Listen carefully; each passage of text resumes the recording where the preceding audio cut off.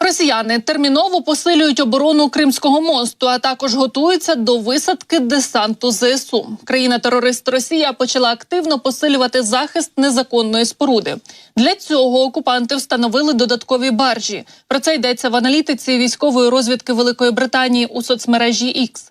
У британському розвідувальному відомстві проаналізували супутникові знімки та ідентифікували появу 8 барж на південь від Керченського мосту. Варто зазначити, що почали захищати переправу додатковими баржами ще 10 травня, а завершили ці роботи 22 травня. В РФ сподіваються, що такі запобіжні заходи перешкоджатимуть морським безекіпажним дронам атакувати незаконний міст. І також за допомогою барж загарбники, ймовірно, хочуть захистити судноплавний канал. Утім, в британській розвідці наголосили, що попередні захисні конструкції навколо Кримського мосту були пошкоджені штормами, і це знизило їхню ефективність. Крім того, окупанти активно готуються до можливої висадки десанту ЗСУ в Криму. Росіяни намагаються зміцнювати свої позиції на українському півострові.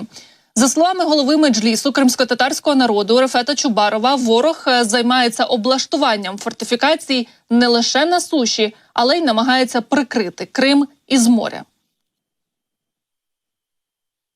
Вони проаналізували, що знищуються об'єкти протиповітряної оборони.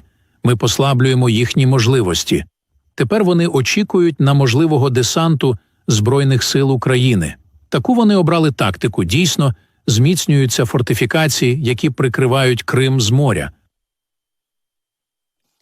Село Рижівка на Сумщині під нашим контролем. Російський прапор, який там був, знищено. Це пропагандистська операція РФ, заявив президент України Володимир Зеленський після доповіді головнокомандувача ЗСУ Сирського. На Сумщині наші сили повністю контролюють ситуацію, продовжується активність російських диверсійних груп, їх знищують і будуть знищувати. За словами голови Центру протидії дезінформації Андрія Коваленка, те, що відбувається на Сумщині, це не початок того ж, що було на Харківщині. Росіяни спробували промацати оборону в напрямку Рижівки, яка є супутником російського Тьоткіно. І це підтверджують також аналітики мапи Deep State. Активних дій в прикордонні наразі немає. Ну а кадирівці – це інформаційна армія, ставка зроблена на інформаційну компоненту. Нагадаю, що напередодні ввечері посіпака Путіна Кадиров у своєму телеграм-каналі опублікував відео обстрілів Сумщини та заявив, що нібито російські війська зайшли у прикордонну Рижівку в цій області.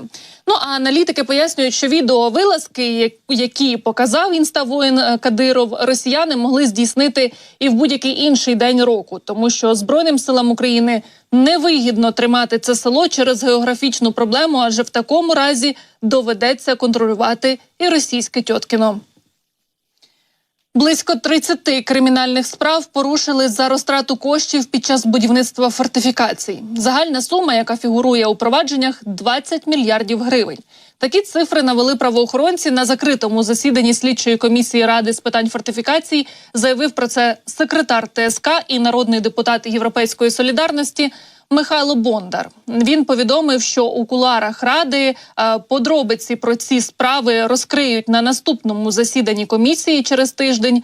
За словами Бондаря, Міноборони та обласні військові адміністрації мають надати інформацію про освоєння бюджетних грошей на будівництво укріплень, графік їхнього зведення та місце розташування. Після цього депутати плануватимуть ревізію фортифікацій. Цитую.